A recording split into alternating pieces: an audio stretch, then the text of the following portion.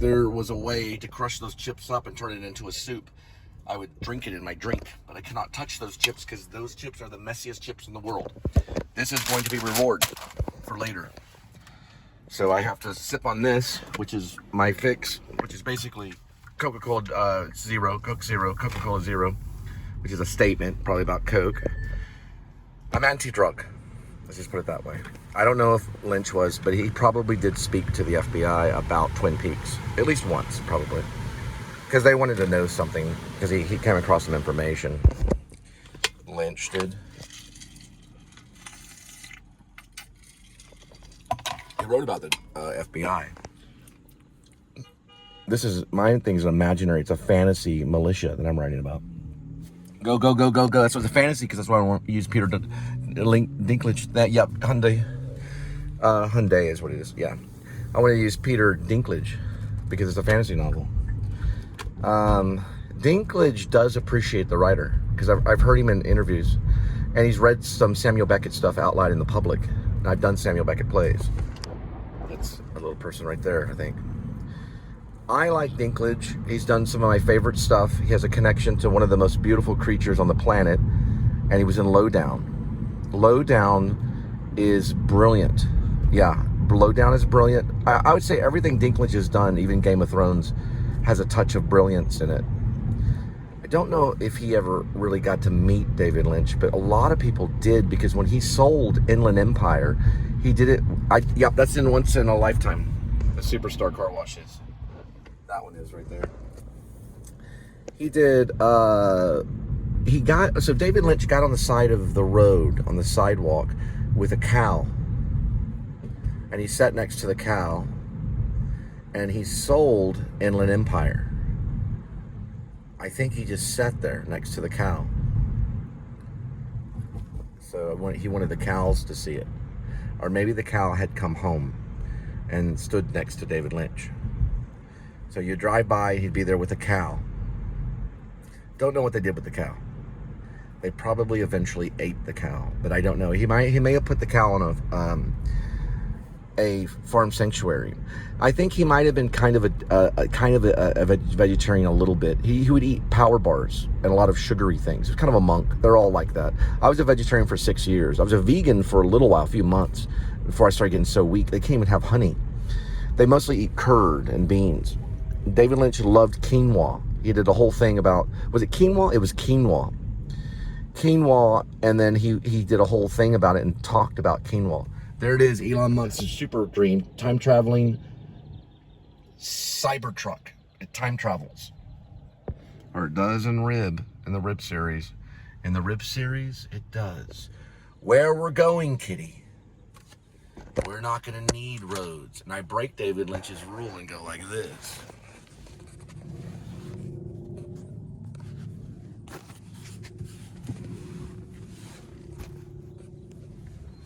This is where I raised my children, right down here. David and Elizabeth, and even Gwendolyn, at the cleanest ranch apartments. Go to that McDonald's, go down there, go behind the fire station. This is Beltline. That's what I always get mixed up. It's Walnut Hill. I say Magnolia. West Magnolia. That's what I say. What came from the sky. You lived on Walnut Hill and Beltline, right here. It's Walnut Hill. You've always got it wrong. Yeah, I know. I would say West Magnolia. It was Walnut Hill. Okay, look. This is Beltline. It's Beltline. That's Walnut Hill. We lived right down there at West Magnolia on the other side of the fire department. Right there, a transvestite worked at that home of the Whopper, Burger King. We used to get burgers from the transvestite. She would go, okay, well, y'all have a good night. And she'd give us the jalapeno burger. A big jalapeno burger, and we would go down here to West Rochelle. We'd turn right, and that's where we would have our feast with the kids. I think the kids got nuggets. They like the chicken nuggets. Nothing but Nepal. Listen, the Christians are minority here. It's nothing but Nepal. It's Nepal and India. All of this. They're all techies.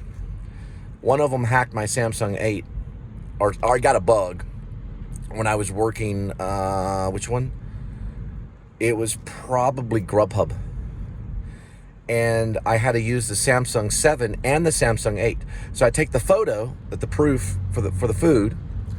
I'd send that photo to my email, and I download it off of my Samsung 8 because it hacked only the camera on the Samsung 8. Only the camera was hacked. It was a bug that was going around with Samsung 8. That led to that phone becoming a remote control for my television, which I had a Roku TV, and it ended up exploding because of battery. What I did was I kept the Samsung plugged in because it lost all its battery juice. So you had to have it plugged in for it to work over time. You had to have it plugged in the entire time. Now, I worked on it for months with it almost that bad. It would lose its energy in about 30 to 40 minutes. So I'd get down on my knees, and I'd get on Grubhub, and I would pray to God to make it work for me so I could get my deliveries in 40 minutes. And I would make my $40 in 40 minutes. I did that for a few weeks until I finally met Linda and got this device. All right. There's road rage here because of Nepal's, yeah. There's road rage all around here. I suffered it, and it got so bad, it scared my mom. My mom turned on my stepdad, because fear can do that. And my stepdad put her in jail because of a thing, because she scratched him, and they put her in jail for a night. So I called them. I called them in Maine. I told wherever she was, I think it was probably in Dover, Foxcroft. I said, listen, I'm part of the media. You do anything wrong, I'll expose you. And the sheriff laughed. Yeah. So you have my mom. My name is Cole Spivey, Jonathan Cole Spivey. And then they let me talk to her. And then I think, no, not in jail, they didn't. But she got out, and she called. No, somehow she sent a message. She did get a hold of me, and she said, don't worry, Cole. They're treating me just fine. That's what my mom said. They're David Lynch fans. Yeah, my mom is. So is my stepdad. My stepdad is the biggest David Lynch fan that I've ever seen. And he had been a David Lynch fan ever since he introduced me. My stepdad introduced me to Thomas Wolfe. Thomas Wolfe was one of our greatest writers of all time. I think there's a connection between Henry, okay, and Eraserhead, and the protagonist, Eugene, and Look Homeward Angel, and also in all of Thomas Wolfe's work. There is a not a photograph, it's a drawing. It's a hand drawing with a pencil. There's a pencil in there, by the way. I found one today. I'm going to show you. There's a hand pencil drawing. Right, here we go. There is a hand pencil drawing of Thomas Wolfe.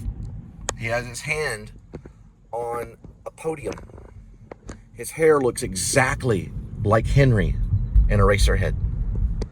His hair is standing straight up, just like Henry and Eraserhead. There is probably a connection because they're both East Coast. Thomas Wolfe was North Carolina. David Lynch was.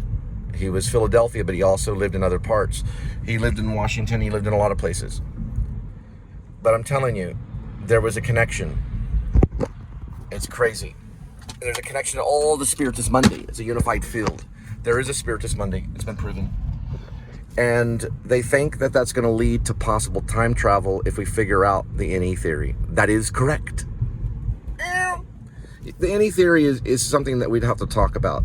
David Lynch had his own thing about transcendentalism, and it was something that all artists have to take in mind. At one point, we have to shut off that and that and that and that and that and that. Udo Hagen talked about it, the great teacher. Udo Hagen was a teacher. We have to shut off all of it and go,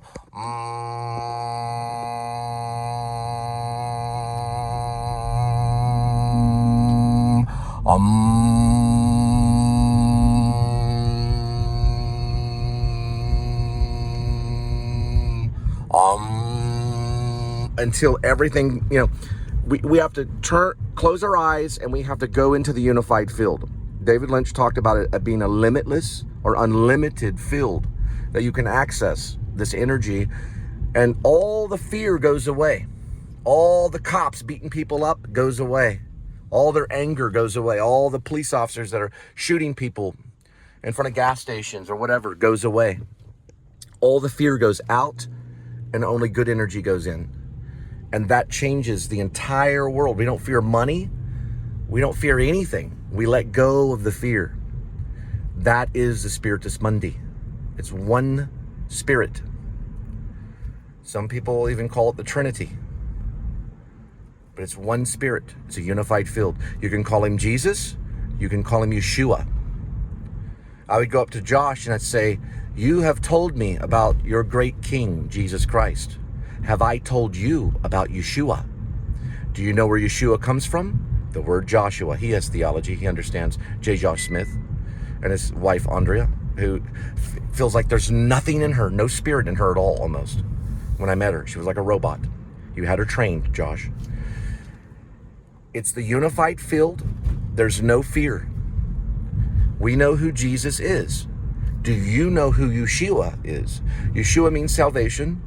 It comes from the word Joshua. It's a messianic belief that Yeshua, the one name of all, is Jesus Christ.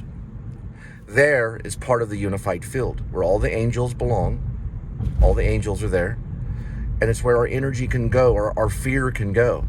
Now, it's also part of the NE theory, which NE equals dm cubed times mass and the speed of light squared. Okay? And it's compound.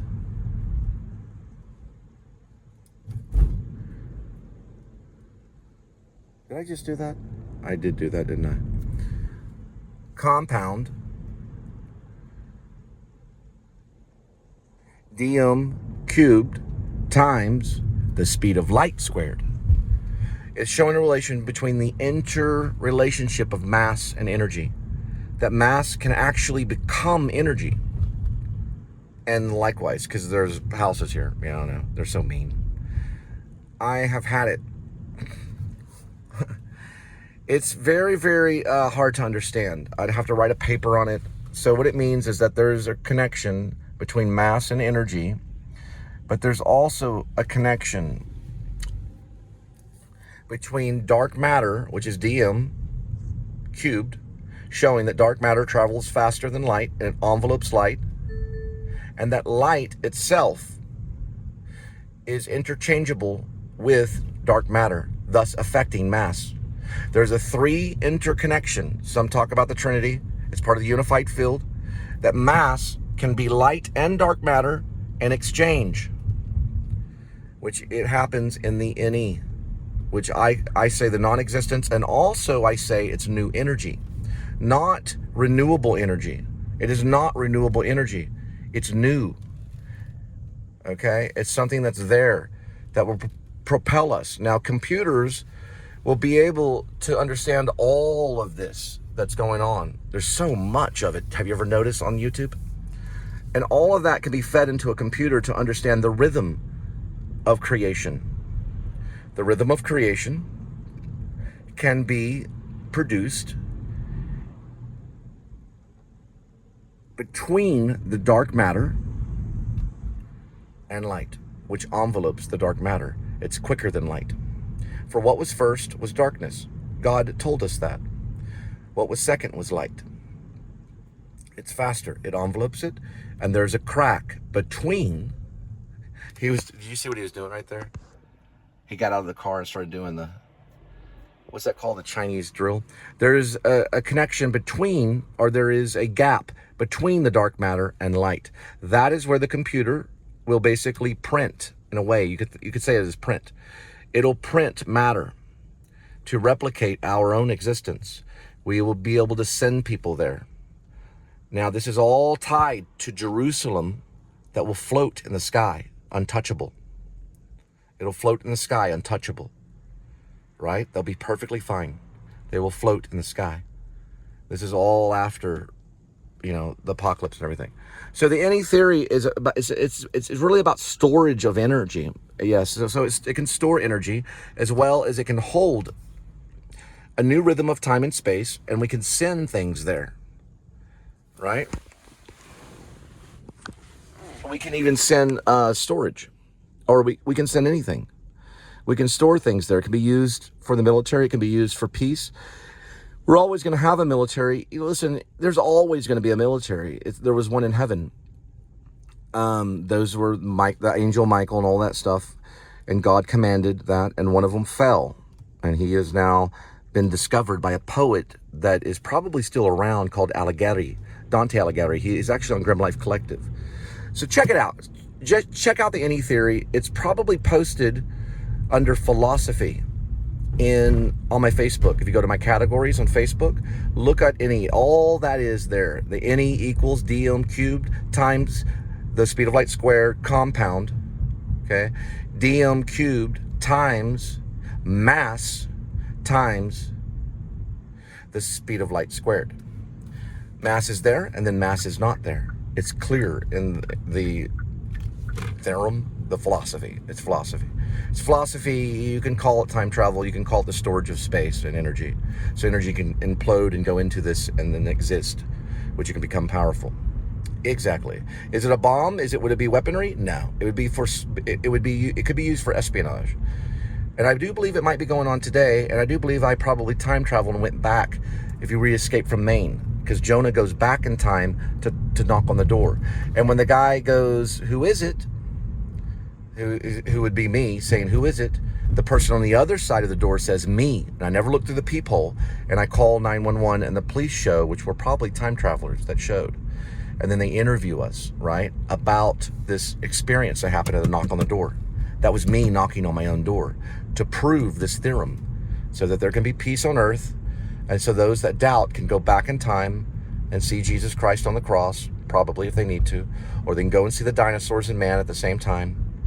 That's how dinosaur and men were both there at the same time, and all the theories will match up, and we'll all get along just like John Lennon. All right, we're right by the studios. This is where probably, if Scorsese accepts, we can meet and have a sit down at the studios, which are over there, Los Clint. They filmed, I always say shot. They shot RoboCop. They filmed RoboCop. It was a filming location, but it was a studio.